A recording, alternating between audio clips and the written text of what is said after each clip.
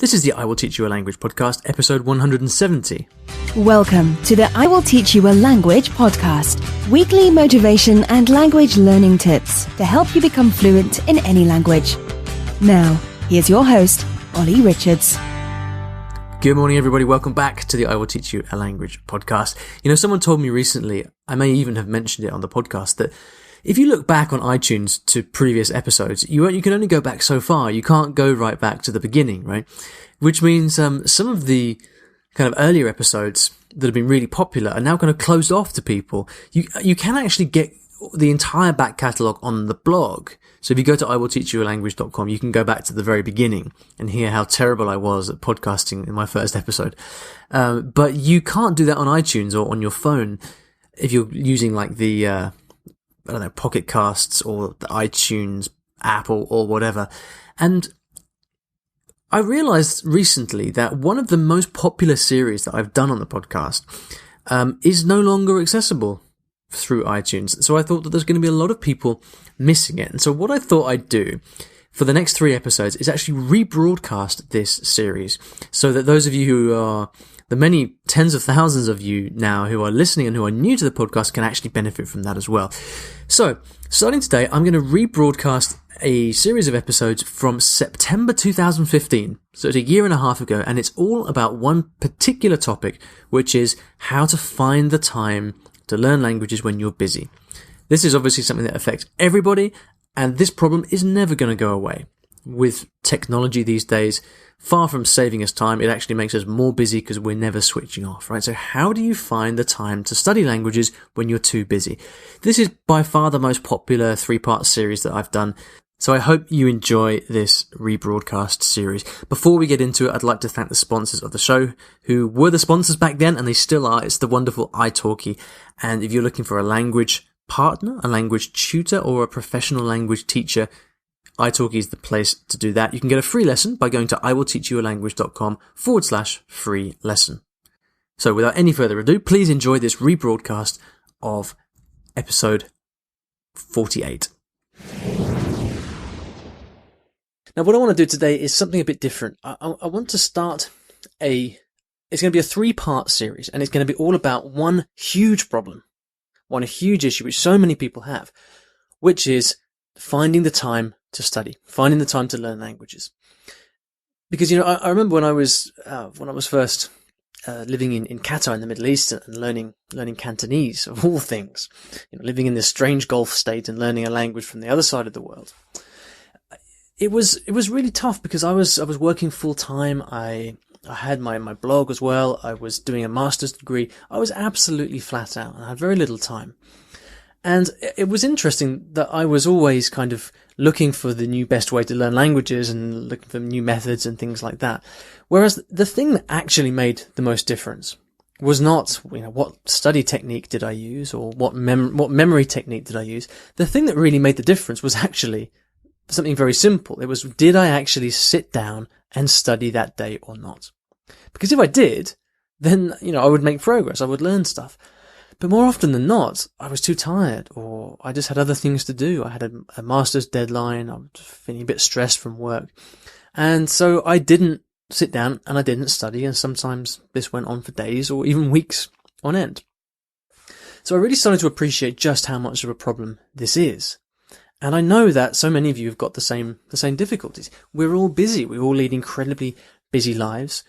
We have families, children, commitments, jobs, other things that we're doing. And so how can we find the time to study languages and to be the best language learner that we can? It's not at all easy. And so this is the point of this series. And I want to start, it's going to be broken down into 3 parts. And the first part I want to talk about today is something that, you know, at first sight, you probably don't necessarily think is all that related to time management. But in fact, it's the foundation of everything. And so whenever I have conversations about this thing of how do I find the time to study, it comes back to this thing of efficiency before effectiveness. No, the other way around. Sorry. Effectiveness before efficiency. Effectiveness before efficiency. And what that means is that, you know, if I could give you an extra hour in the day, or if I could give you an extra 10 hours a week, would it matter? Would that extra time actually help you if you were doing the wrong things during that time? Would you actually make a lot of progress in your target language if you spent an extra 10 hours studying the wrong things, or things that didn't help you move towards your goals? And obviously the answer is no. And so before we even approach this issue of how do I find the time to study, we've got to answer the question of, well, what are you actually going to study when you have the time? And this is a big topic, and we're going to cover a lot of different aspects of this over the next few episodes. But to begin to answer this question, we've got to go right back to the beginning. And it's about your goals. And this is why I said that goal setting on the face of it is not really something that you think of when it comes to time management, but actually it's absolutely crucial. Because how can you study effectively if you don't know what you're aiming for? And so here's the problem. When I remember when I was in Japan and I was learning Japanese, I didn't have a clearly articulated goal, and my only criteria really was, well, I want to learn Japanese. That's what I want to do. I want to learn Japanese. I want to speak Japanese fluently. And so when I sat down to study, I was kind of faced with all these options. And I've got this textbook, and I've got these other textbooks that I also bought, because I bought a lot of textbooks. I've got this Japanese website, and I've got my language classes, and I've got these vocabulary lists, and I've got, so many different things I could do. And I didn't really know what to do, because my only criteria for studying was, well, I want to learn Japanese and become fluent in Japanese. And so I ended up being completely without direction. And so when I was in Japan, I kind of floundered for about 2 years. I learned a lot of kind of haphazard stuff. I didn't really make any progress at all. And I certainly couldn't speak with any kind of confidence or understand a lot of what native speakers said, even after 2 years in Japan. Which for me, someone who's got a passion for learning languages, this was really crippling. And it really made me doubt myself and think, well, what's wrong with me? Why am I not learning? And so it wasn't until I got to a point where I was getting really frustrated, and I was thinking to myself, I'm not sure I can handle this anymore. Maybe I've just lost the language talent or whatever. Maybe I've just lost it. And I was getting more and more frustrated, and it was having a negative effect. It got to the point where I wasn't, I'd see someone in the street that I knew, and I wouldn't talk to them because I was scared I was going to make mistakes, and I was obsessed with getting the correct grammar. And so I would avoid talking to people. And then when someone came to talk to me in the street or in the shop or in a bar or whatever, I would freeze up because I knew that I wasn't going to understand what they said, and I just looked like some kind of dumb foreigner. And it got to the point where I was beside myself. I just didn't know what to do. I didn't know how to break out of this. And it got so bad that I just said to myself one day, right, okay, this is it. I've had enough. It's do or die time. Either I'm going to crack this Japanese thing for once and for all, or I'm just going to give up, throw in the towel, and go and do something else with my life, like take up pottery or Japanese tea ceremony or something. So I said to myself, I asked myself a really important question. What do I actually want? What is it that I want here? Do I want to be able to write in Japanese calligraphy? Do I want to be able to become a teacher of Japanese? Do I want to be able to, what do I want? What do I actually want? Why am I doing this? And it dawned on me that, all I really want is to be able to sit down and have an enjoyable conversation with a Japanese person for an hour. That's it. I want to be able to sit in a cafe and just enjoy speaking Japanese. That's all I wanted. And so when I got that clear in my mind, and I realized, well, actually, all the other things I don't really need, at least not right now. All I want for now, what would make me feel happy, what would make me feel proud, is to be able to sit in a cafe and have an enjoyable conversation with a Japanese person. And so as soon as I got that clear, it was very obvious what I had to do. And I had to just spend time literally just speaking, because until that point, I'd studied all this stuff. I'd actually got a fairly decent vocabulary, I'd studied lots of grammar. I knew Japanese in theory. I just couldn't do it in practice. And so what happened was I went off and I found conversation partners, and I put a lot of time into it, and I made it a priority to spend a little bit of time every day sitting with a Japanese person and doing a language exchange.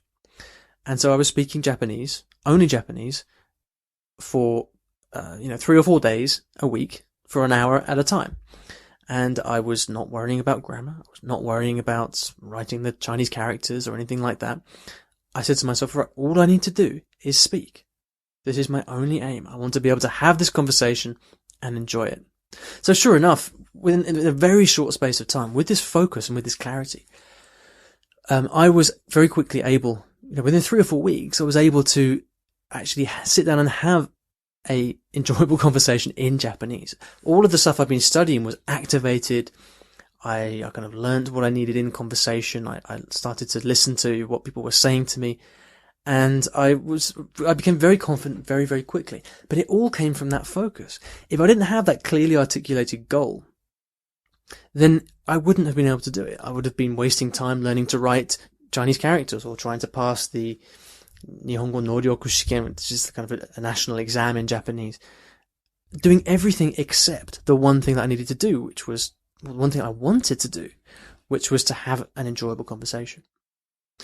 And so this was hugely important for me, because after this point, I realized whatever language I was learning, wherever I was at, I needed like a micro goal, a next step, something I was going to aim for that wasn't just this huge thing of, learn Japanese or learn Arabic or whatever.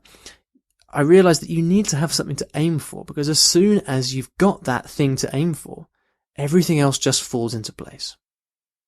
So when I talk to people about this, I realize so often that actually they don't have articulated goals.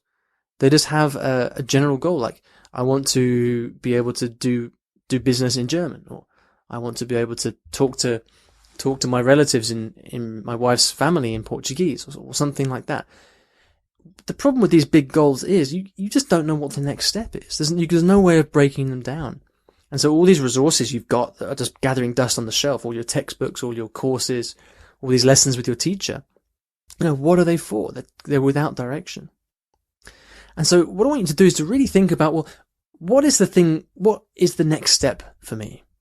What would I be able to do? What could I achieve that would make me really happy or really proud in the language that I'm learning? And define that in a short sentence. Think about what that would be. Because once you can do that, you can start to very quickly make progress and actually achieve that goal. And it's by achieving these short little goals that we get momentum, we make progress, we feel good about ourselves and our language learning. So for example, in the case of, let's say that you're learning German, and you do business in Germany. And so maybe you want to learn German so that you can do business in Germany. If you have a goal like, well, I want to be able to hold all my meetings in German and fully participate and run all the meetings, realistically, it's very difficult to do that for a variety of reasons. Germans speak very good English usually, and it also requires you to be a very good operator in the language. It's probably a goal that is many years away. Now, what happens if you broke that down? What would a step before that be? Well, it could be maybe my next step goal is to answer a customer inquiry in German. So someone walks in or someone calls up on the phone, and you can deal with that and direct their call in German. Maybe before that, you could have a goal which says something like, well, I want to be able to make small talk with my German colleagues for just 5 minutes before a meeting starts without using English. So only 5 minutes of German with my colleagues before the start of a meeting. Maybe you could break it down even further than that and say, okay, my next step goal is to be able to have a 15-minute conversation in German with my German teacher without English.